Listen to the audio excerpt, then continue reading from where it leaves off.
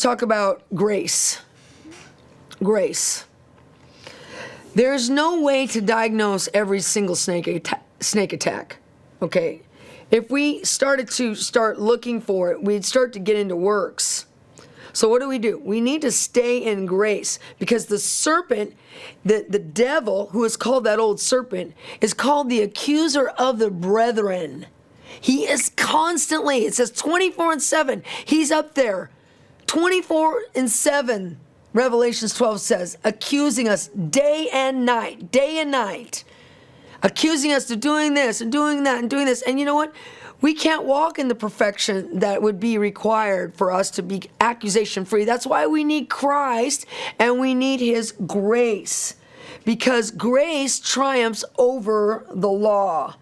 Grace triumphs over the law. Let's look at Galatians 3:10. It says, all who depend on the law, who are seeking to be justified by obedience to the law of rituals, are under a curse and doomed to disappointment and destruction.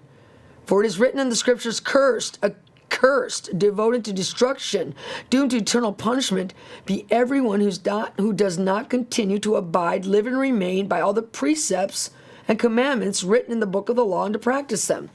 Do you see this?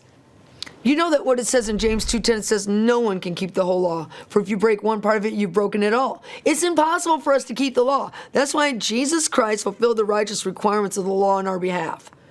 If we try to constantly keep the law on our own strength without the supernatural ability of the Holy Spirit, the Spirit of life, we're not under the law of sin and death anymore. We're controlled by the Spirit of life. If we try to keep it on our own, we're doomed to a curse.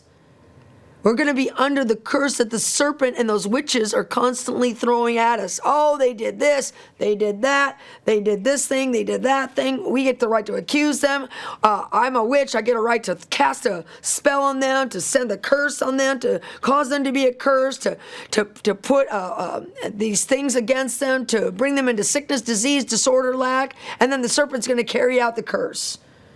We cannot do that. So that's why we need God's grace. Let's look at Romans 5:20. But then the law came in only to expand and increase the trespass, make it more apparent and exciting opposition. See what the law does? It excites opposition against us. Because the enemy gets excited. Because he goes, I got something to accuse them over so that we can curse them. It says, but where sin increased and abound, God's grace, God's unmerited favor has surpassed it and increased the more and superabounded. Do you see that? We have to stay under grace. We have to learn more about grace. We have to receive grace. We have to understand grace. We have to read the Bible and see what the Bible says about grace. Does this mean that we can just sin and break the law? No, absolutely not. Paul said, heaven forbid. Heaven forbid that you would do that. But we need to know grace, because there's no way for anyone to keep the whole law. And these serpents know it. And they're going to be constantly attacking you. But as soon as you feel the attack, because I'm to the point where I can feel when a snake's attacking me. And your discernment is going to be built for that same thing. Your discernment's going to be like, I know what this is. And you have to immediately start decreeing grace. It's like, I don't know what this accusation is. I don't know what you're accusing me of that will give you the legal right to do this to me. But I'm telling you right now, where sin increases and abounds, grace superabounds over it and increases the more. And if you just start decreeing grace against that serpent attack, because you'll be like, I don't even know where this is coming from. Is this in my bloodline? Is this trauma in my soul? Is this some sin that I've committed? If you don't know and you're wondering, where do I go with this? You go to grace.